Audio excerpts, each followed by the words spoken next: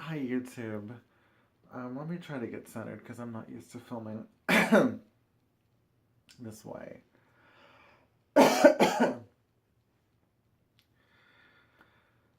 First of all, I want to take a moment to thank every single one of you, and I promise to God I'm not going to cry in this video. I've tried to record this so many times, and I'm not gonna cry because it's not emotional for me anymore. But I was thinking, this all kind of began back in May when not May of this year, but May of last year, when I first started to open up about how I was scammed out of a lot of money in the BJD hobby. But the thought, and where the thought came to mind, truly to fruition, didn't happen until later on. The idea in my mind of leaving the BJD hobby has always been there. It was planted from all the bad stuff that happened.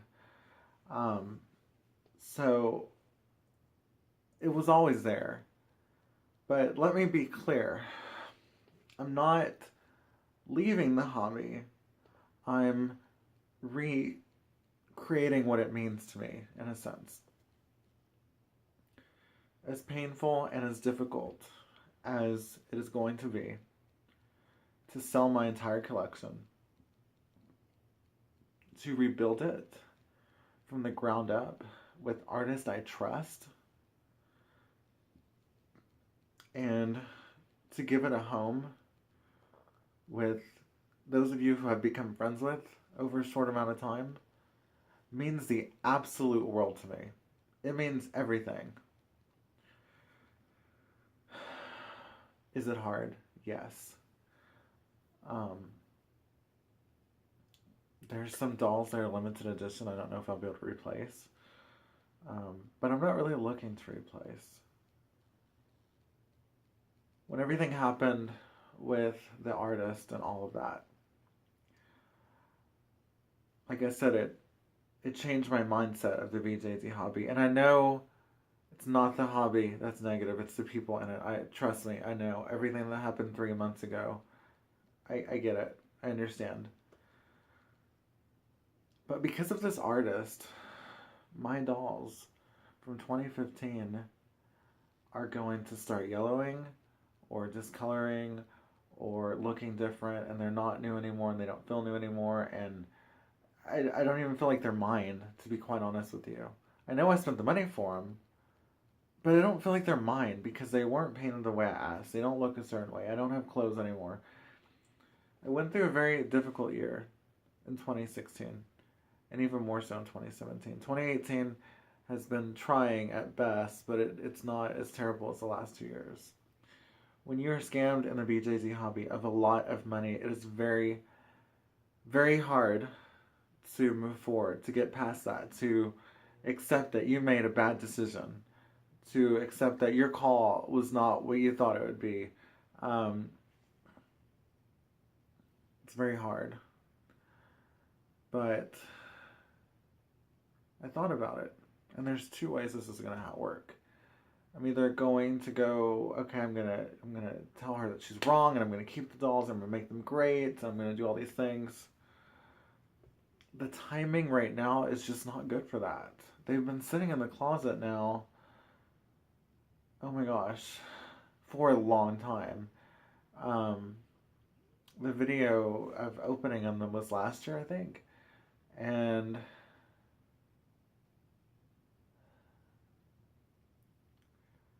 had issue after issue after issue with different artists. But I think I may have found a really good one now. So I'm kind of in a weird situation. I've come to terms emotionally, mentally, physically about selling the dolls. They're inanimate objects at the end of the day, and those of you seem to tell me in the comments you have no issues typing away that they're inanimate objects at the end of the day. I understand that.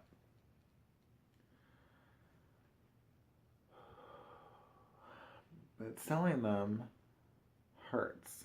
It hurts because I know I'm going to take a loss. It hurts because I'll never get to see him again. It hurts because it's like letting her win. The empowering part, though, of me, deep within, the emotional, empowering part of me, is not leaving the hobby. It's restarting the hobby in the way I want it to be. If that means I can't trust artists anymore, if that means I have to get the default face up, then so be it. I'd rather be in this hobby than not be in this hobby. Do I want my dolls to look incredible, amazing, fantastic, unique, original? Absolutely, 100%. But am I going to wait 3 years to get them back again? Do you see what I mean? She's planted this terrible, awful seed in me that makes me feel so much mistrust in the hobby. And I've talked a lot about things. I've talked a lot about different things on this channel. I've talked about recast. I've talked about copying face-ups. I've talked about haunted dolls. I've talked about depression in the hobby. I've talked about what the dolls can mean, many different things to many different people. I believe in myself for the first time in a really long time, even with all the negative stuff that you don't ever see, because we only put so much of ourselves out there. I swore I was not going to get emotional. I'm going to try real hard not to.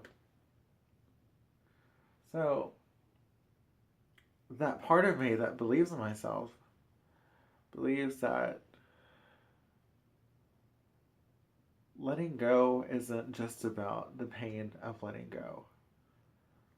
It's also about making things new and clean again. And every time I see those boxes, it's regret. It's not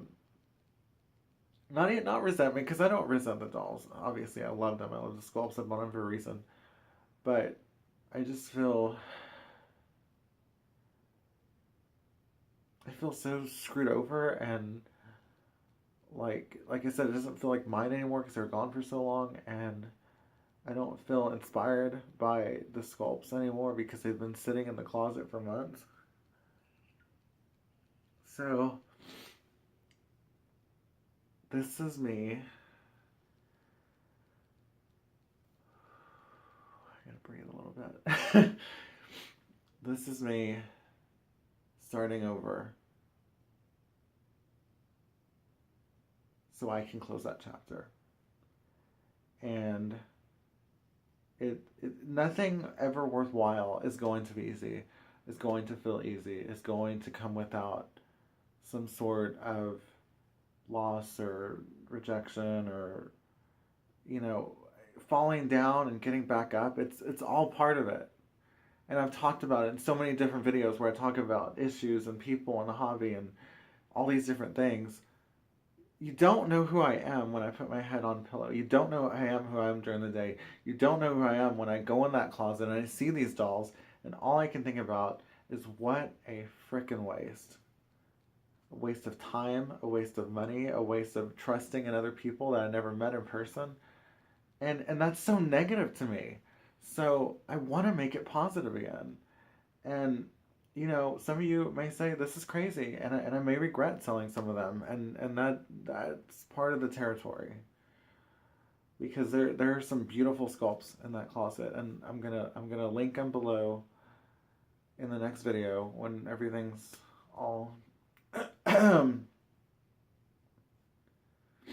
said and done. I'm gonna make a sell video with all of them and do all that jazz tonight while I'm thinking about it, because I have these episodes where it's like up and down, and when I'm feeling like doing it, I'll get it done and I'll get it ready, and I'll get it done tonight. But I have to have some kind of payoff in this as well. I'm not going to cheat anybody. I'm not going to ask for what I paid for it. I'm not crazy. But I have to have the right price for several reasons. I have to have the right price to know that the doll is going to the right owner, somebody that knows its value. That's the main one. The second reason why I have to have the right price for them is so I can restart the hobby. I don't want to be gone from the BJT hobby for maybe more than 6 months, because you know how long it takes to restart it. You have to put the order in, you got to get it ready, and then it takes like 3 or 4 months to get one. We all know the process. It's a process to get a doll. Unless you live in Japan or somewhere you can go and get it, and it takes like a week to make. Um, the third reason is I want to build trust and establish relationships with people I get in the BJT hobby. And one way of doing that is having positive seller transactions. I will say one thing, my eBay has been incredible. Those of you who follow me on eBay have been really, really polite and have left incredible, amazing feedback. I do appreciate it. So I want to build that up because I don't have a DOA. Probably because I wasn't real active on it, to be honest with you. There was a time when I had a lot of dolls and I was just like on DOA all the time and like posting about them and showing all these fun stuff. But this hobby,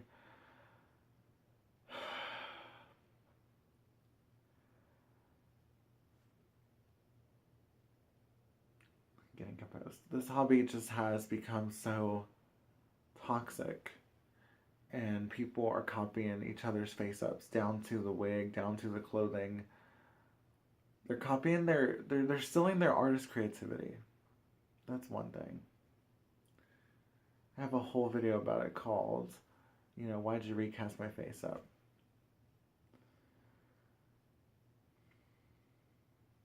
And then recast in general are posting these lists within forums and stuff about what you can buy and all this other stuff, and cheating incredible artists.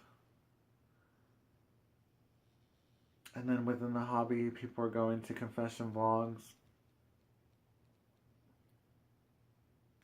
There's just a lot of things happening that are so negative right now in the BJT hobby, and nobody is talking about it because this is what you get. This is what you get when you actually come on video and talk about your feelings and your emotions in the hobby. You get the truth, you get the honesty, you get the real and raw. And I doubt the artist is watching me anymore because that's how scam artists are. They get what they can out of you and then they move on.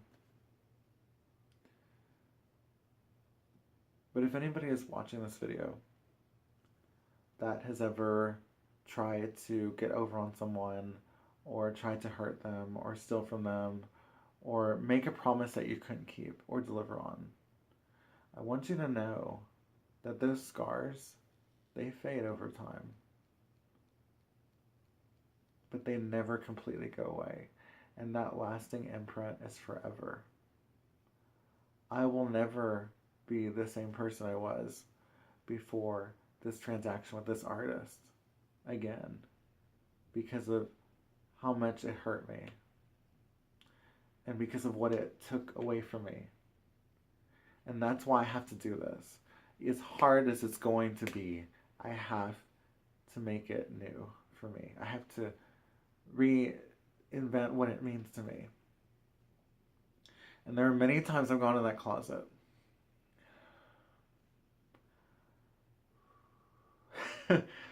There are many times I've gone in that closet and there's items that aren't there anymore.